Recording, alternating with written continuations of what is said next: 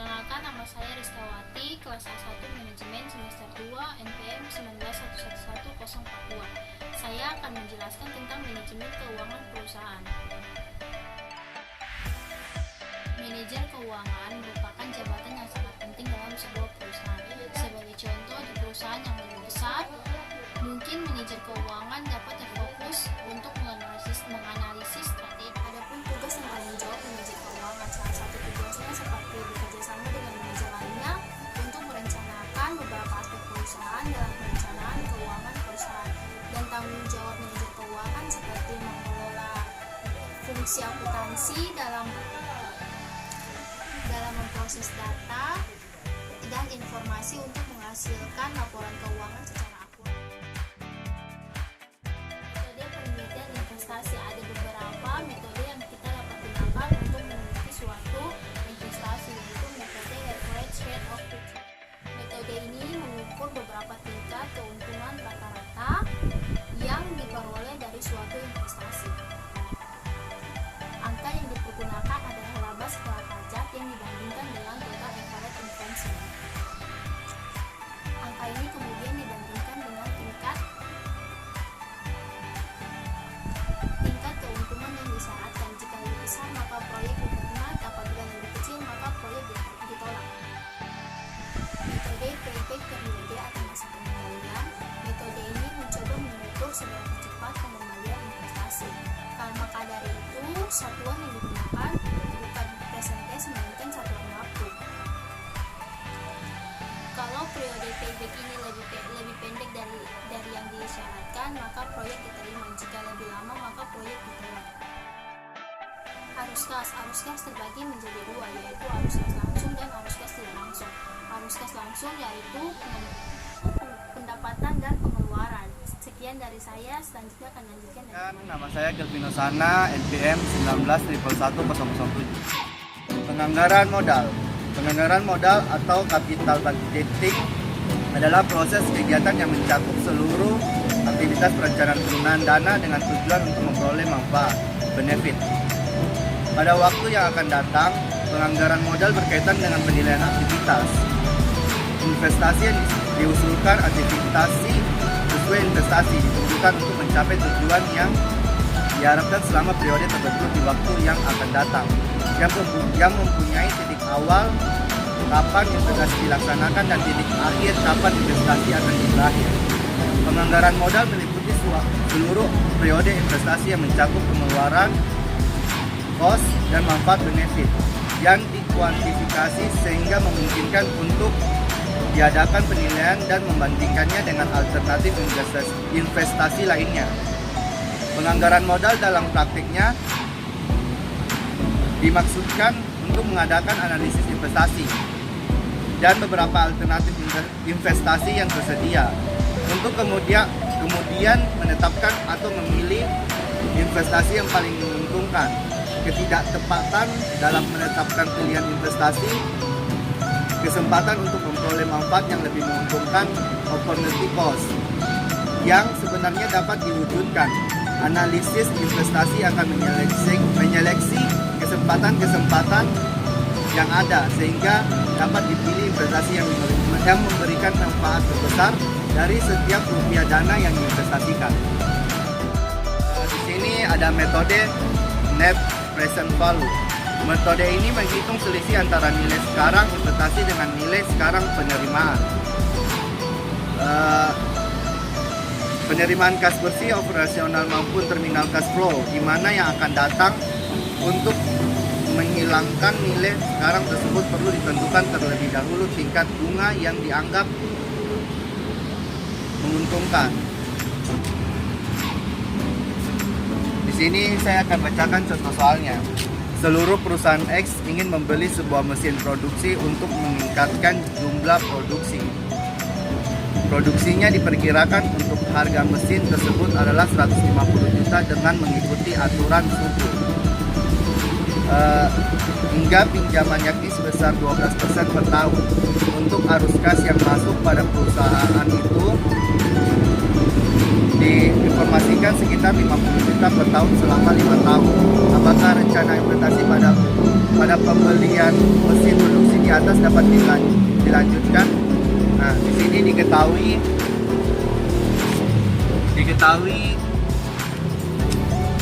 C1-nya sama dengan 50 juta,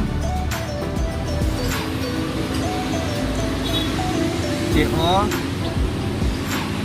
sama dengan RP 150 juta, dan R sama dengan 12% atau 0,12. Dan ditanya NPV sama dengan, kita memakai rumus C1 per 1 ditambah R ditambah C2 1 ditambah R pangkat 2 ditambah C3 1 ditambah R pangkat 3 ditambah dan seterusnya CR4 per 1 ditambah R pangkat 4 dikurang CO. Jadi tinggal kita masukkan dia punya angka. C1 nya 50 dalam kurung 1 ditambah 0,12 ditambah C2 nya 50 ditambah 1 ditambah 0,12 pangkat 2 ditambah 50 1 ditambah 0,12 pangkat 3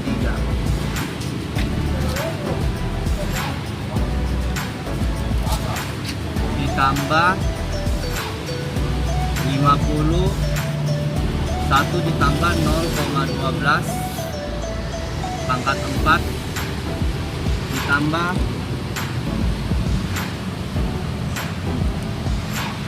50 1 ditambah 0,12 pangkat 5 dikurang 150. Jadi NPV nya sama dengan 4,64 ditambah 39,86 ditambah 35,59 ditambah 31,78 ditambah 28,37 dikurang 150. NPV nya sama dengan 180,24 dikurang 150, maka NPV nya sama dengan 30,24. Jadi nilai untuk NPV nya adalah 30,24 juta. Metode Profitability Index. Metode ini menghitung perbandingan antara nilai sekarang penerimaan kas bumi di masa datang dengan nilai sekarang investasi. Kalau Profitability Index lebih besar dari 1, maka proyek dikatakan menguntungkan. Tetapi kalau kurang dikatakan tidak menguntungkan, sebagaimana metode NPV. Maka metode ini perlu menentukan terlebih dahulu tingkat bunga yang akan dipergunakan. Untuk PI-nya sama dengan Profitability Index, besarnya keuntungan dalam bentuk persentase. NPV nilai aliran kas masuk, besarnya keuntungan atau excess return dalam sejumlah uang. ICT in detail cash flow. Keterangan kelayakan suatu produk berdasarkan PL. Bila PL lebih besar dari 0, maka proyek akan diterima karena dinyatakan layak. Bila PL kurang dari 0, maka proyek akan ditolak karena dinyatakan tidak layak. Bila PL sama dengan 0, keputusan indiferen dapat diterima atau ditolak. Semakin besar nilai PL, maka proyek tersebut dikatakan semakin layak. Perencanaan keuangan. Rencana keuangan adalah rencana usaha untuk mencapai posisi keuangan yang dicari di masa yang akan datang. Mengapa perusahaan membutuhkan dana? Setiap perusahaan membutuhkan dana untuk tetap beroperasi, karena kegagalan dalam membayar pemasok dapat membuat bangkrutnya usaha. Manajer harus dapat membedakan dua jenis pengeluaran, pengeluaran jangka pendek dan pengeluaran jangka panjang. Nah, di sini pengeluaran jangka pendek. Pengeluaran jangka pendek adalah pengeluaran yang muncul dalam aktivitas bisnis sehari-hari. Pengeluaran jangka pendek meliputi dana yang ditanamkan dalam persediaan, baik persediaan bahan baku, barang dalam proses maupun barang jadi. Pengeluaran untuk pembayaran upah dan gaji karyawan serta biaya operasi lainnya. Pengeluaran jangka panjang sebagai tambahan untuk memenuhi kebutuhan dana bagi pengeluaran. Operasionalnya, perusahaan juga membutuhkan dana untuk membiayai pengeluaran aktivitas tetap. Aktivitas tetap adalah aktivitas yang memiliki nilai dan masa pemakaian yang panjang. Sebagai contoh aktivitas tetap adalah investasi tanah, gedung, dan pembelian mesin. Saya Nur Isman Mubarak, NPM 19111-038, yaitu penggolongan investasi aktifat tetap dan pemilihan alternatif. Investasi pengantian. Pada umumnya, keputusan mengenai investasi pengantian adalah yang paling sederhana. Dalam hal ini, suatu aktiva yang sudah obsolete harus diganti dengan aktiva baru bila produksi akan tetap dilanjutkan. Kemudian investasi penambahan kapasitas. Misalnya, usulan penambahan jumlah mesin atau pembukaan pabrik baru. Investasi ini sering juga bersifat investasi penggantian. Contohnya, mesin yang sudah tua dan tidak efisien lagi akan diganti dengan mesin yang baru yang lebih besar kapasitasnya dan lebih awet. Kemudian ada juga investasi penambahan jenis produk baru. Investasi ini mempunyai tingkat kepastian yang besar karena menyangkut produk baru di samping produk yang telah diproduksi. Dan yang terakhir, investasi lain-lain. Investasi yang termasuk dalam golongan ini adalah usulan investasi yang tidak termasuk dalam ketiga golongan di atas. Misalnya, investasi untuk pemasangan alat pemanas, alat pendingin, dan lain-lain. Nah, ini ada contoh kasus dua. Ketika ada usulan proyek investasi dengan dana 500 juta dalam kurung inisial investment dan ditargetkan penerimaan dana investasi atau cash flow berbeda setiap tahun. Katakanlah tahun ke-1 cash flow-nya 250 juta, tahun kedua 200 juta, tahun ketiga 150 juta, tahun keempat 100 juta. Syarat periode pengambilan investasi pertama. Berapakah payback periodenya? Dari tabel di atas, investasi 600 juta terletak di kumulatif cash flow ketiga.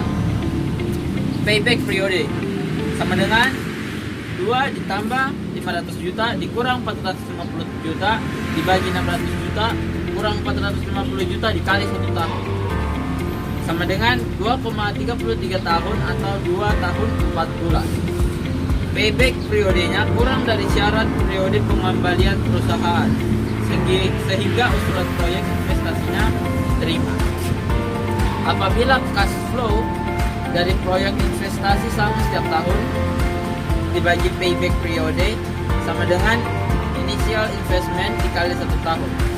Apabila cash flow dari proyek investasi berbeda setiap tahun dibagi payback periode sama dengan N plus A sama dengan A per C B kali 1 tahun. Keterangan N di sini tahun terakhir di mana cash flow masih belum bisa menutupi inisial. A sama dengan jumlah initial investment, B jumlah kumulatif cash flow pada tahun ke N, yang C jumlah kumulatif cash flow pada tahun ke N atau internal rate of return. Metode ini menghitung tingkat bunga yang menyamakan nilai sekarang investasi dengan nilai sekarang sekarang penerimaan kas seperti di masa-masa mendatang. Apabila tingkat bunga ini lebih besar daripada tingkat bunga relevan, maka investasi dikatakan menguntungkan. Kalau lebih kecil, dikatakan merugikan. Rumus 1 RR sama dengan lower discount rate plus NVF at lower percent rate per distance between two NVF dikali higher percent rate dikurang lower percent rate. Contoh 1. Sebuah proyek ini diharapkan memiliki net present value dari $865 pada tingkat diskon 20% dan NPV negatif dari $1.040 pada tingkat diskon 22%. Hitungan IRR. Penyelesaian.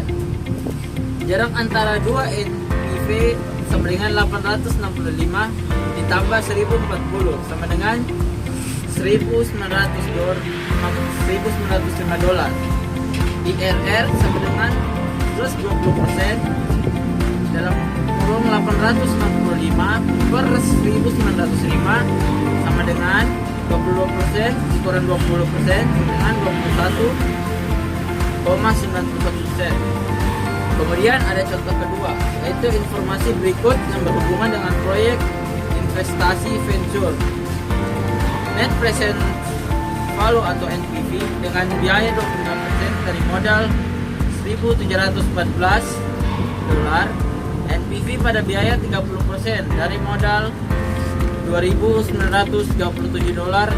hitungan internal rate of return. Penyelesaian. Jarak antara dua NPV sama dengan 1.714